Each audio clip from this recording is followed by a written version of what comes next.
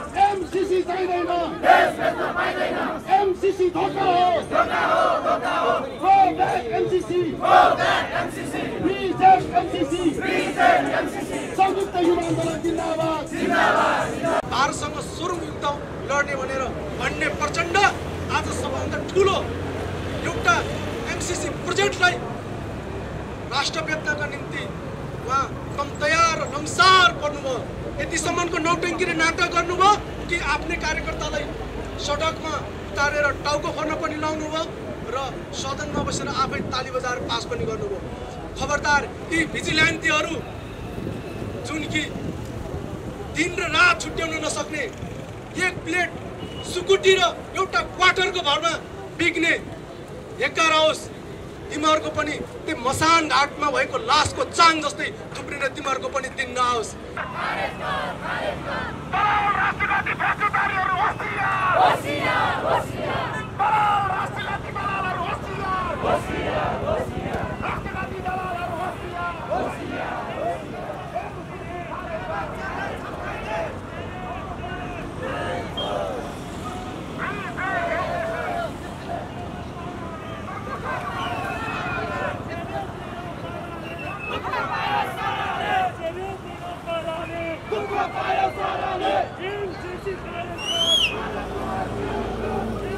देशका शासकहरूले शान्ति, समृद्धि र सुशासनका नाममा अहिले भन्दा ठीक 5 वर्ष अगाडि हामीसँग लिएको जनमतको विपरीत आज देश मागेर चलाउनका निम्ति उद्धत छ। देशलाई एउटा प्रोजेक्टमा बेचिएको छ। तपाईले महसुस गर्नुस्, तपाईहरुले विचार गर्नुस् र देखिरहनु भएका छन्। तपाईको ढोकामा सधैँ बिहान उठ्ने बित्तिकै पसलमा भोले बम बम, राधे राधे, श्रीराम श्रीराम भन्दै आउने जोगीहरू हामीले दिनानुदिन दिइरहेका छौँ। तिनीहरूको आर्थिक अवस्था हेर्नुस् के तिनीहरूका ठुला ठुला मल र अपार्टमेन्टहरू छन्? तिनीहरू समृद्ध भएको छन् भन्दाखेरि कदापि नै भएको छैनन्। हामी अरूको देशमा गुलाम गर्न गइरहेका छौँ। 40 लाख भन्दा बढी नेपालीहरू विदेशी भूमिमा रोजगारीताको नाममा खाडी मुलुकमा विलास भएका छन्। के देश समृद्ध भएको छ? अर्काको गुलाम र अर्काको दानमा देश र जनताको कहिले पनि भलो हुँदैन। त्यसैले गर्दाखेरि यो 55 खरब रुपियाँ नेपाली पैसा माथि जुन देश बेच्ने यी संसदवादीहरूले दलले गरेका छन्, यति साँच्चै नै पैसै चाहिएको हो भनेदेखि एनसीएलसँग 73 अरब रुपियाँ उठाउनु पर्ने ऊ पैसा उठाएर देश चलाए भइहाल्यो नि। अन्य विभिन्न कम्पनीहरूसँग अर्बौं रुपियाँ उठाउनु पर्ने पैसाहरू छन्। भएन पैसै चाहिएको भने हामी आम नेपालीहरूले कति चाहिन्छ चन्दा? 10,000 20,000 कति चाहिन्छ? यी सब चन्दा हामी दिएर देश चलाउन सक्छौँ, देशको विकास गर्न सक्छौँ। तर 2-4 जना शासकहरूले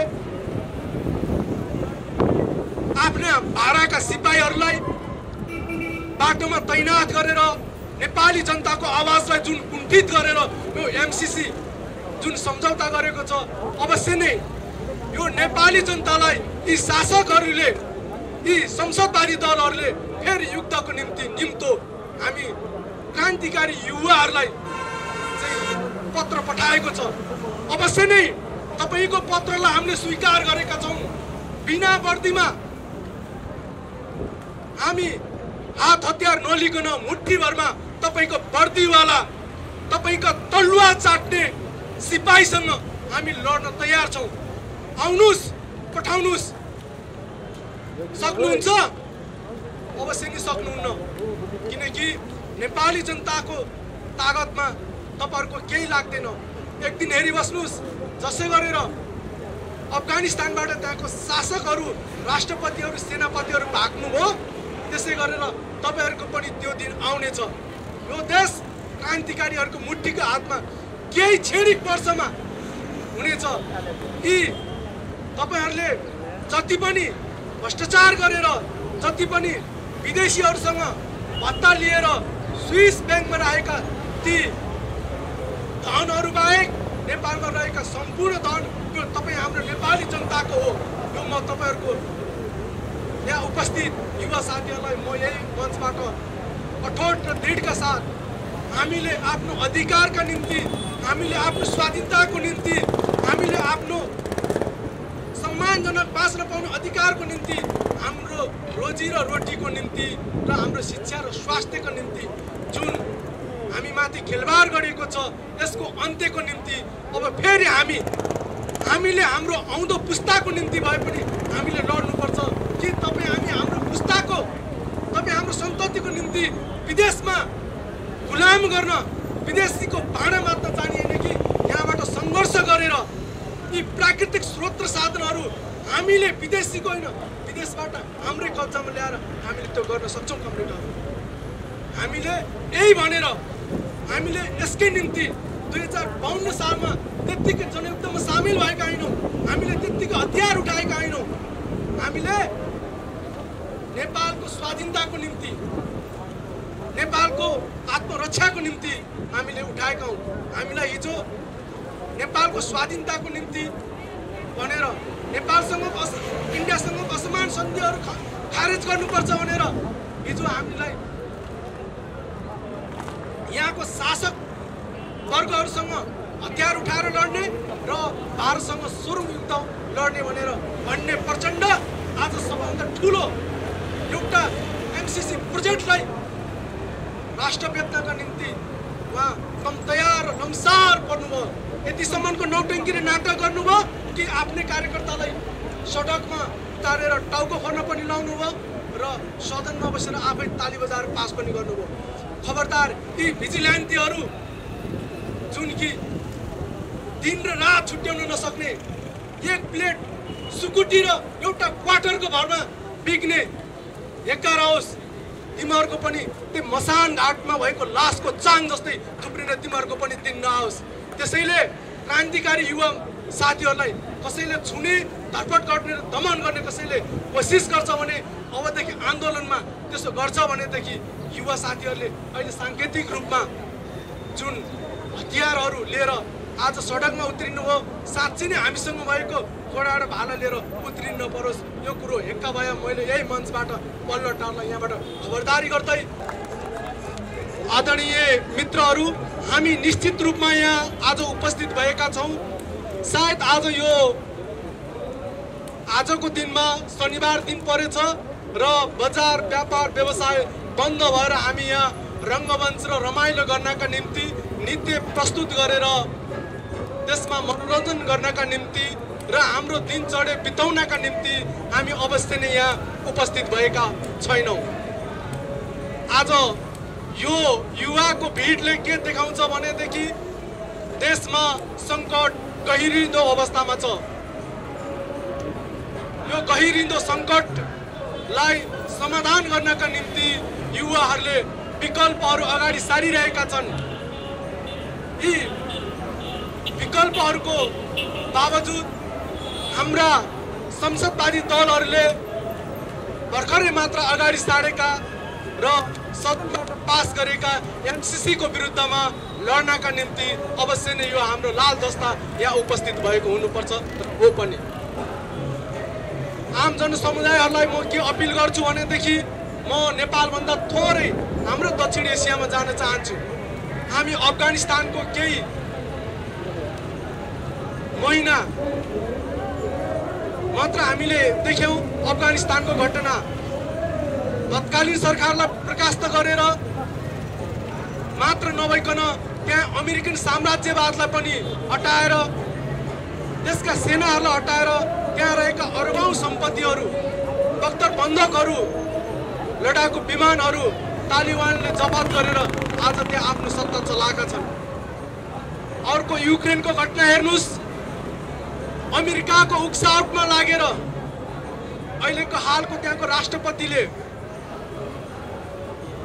विश्वको शक्तिशाली आणविक रूपमा सम्पन्न अमेरिका पनि थर्र कामिरहेको अवस्थामा युक्रेनले रुससँग गरेको भुलवश दादागिरीले गर्दाखेरि आज युक्रेनको अवस्था हेर्नुहोस्। जहाँ बम र बारुद बर्सिरहेका छन्, दिनानुदिन हजारौं मान्छेहरू मरिरहेका छन्, त्यहाँ लासहरू सडकमा अल्पत्र अवस्थामा छन्, भवनहरू दिनानुदिन ध्वस्त छन्, लाखौं युक्रेनी जनताहरू देश छोड्न बाध्य छन्। यो केले गर्दाखेरि भन्दाखेरि 2004 मा युक्रेनले एमसीसी लागू गर्दाखेरिको अवस्थाको परिणाम हो। हामीले विगतको इतिहासहरू हेरौं, सूर्य अस्ताएपछि सूर्य उदाउँदाखेरि नअस्ताउँदासम्म अथवा अस्ताउँदै नअस्ताउने देश ब्रिटिस साम्राज्य आज सीमित घेरामा खुम्चिनु परेको छ। अमेरिकाको विश्व भू राजनीतिक दादागिरी आज क्षीण हुँदै गएको छ। हाम्रै मित्रहरूले भनिसक्नु भइसक्यो, राणादेखि पञ्चायत र 238 वर्ष शासन गरेका हाम्रो शाहवंशे राज संस्थाको पनि अन्त्य भयो। जनताको तागतलाई दुनियाँको कुनै पनि शक्तिले छेड्न र छेक्न सक्दैन भन्ने कुरा यहाँ प्रष्ट र हाम्रो अगाडि चलन्त उदाहरणहरू छन्। त्यसैले नेपालीको यो आवाजलाई सीमित टाउकेहरूले, सीमित नेताहरूले कोठाभित्र गरेको 2-4 जना टाउकेले गरेको सम्झौतालाई नेपाली जनताले त्यो कदापि स्वीकार्ने छैन। नेपाली जनताले आफ्नो राष्ट्रिय स्वाधीनताको निम्ति, सार्वभौम सुरक्षाको निम्ति, आफ्नो आत्मसम्मान अधिकारको निम्ति र असंलग्न परराष्ट्र नीति र पारस्परिक हितको निम्ति लडिरहँदाखेरि, यही सडकमा उत्रिरहँदाखेरि यी शासक वर्गहरूका तलुवा चाट्ने भाडाका सिपाहीहरूले हाम्रा योद्धाहरूमाथि हातपात गरे, लट्ठी चार्ज गरे। म के अपिल गर्न चाहन्छु भनेदेखि तपाईं सुरक्षा मित्रहरूलाई पनि, देश हाम्रो मात्र होइन, देश तपाईहरूको पनि हो, स्वाधीनता हाम्रो मात्र होइन, तपाईहरूको पनि हो, अस्मिता हाम्रो मात्र लुटिएको छैन, अस्मिता तपाईहरूको पनि लुटिएको छ। यो देशमा पालेको छ, नेपाली जनताले पालेको छ तपाईलाई। कुनै शेरबहादुर, कुनै केपी ओली, प्रचण्ड र माकुनेले तपाईहरुलाई पालेको होइन, यो कुरा एक्का भया।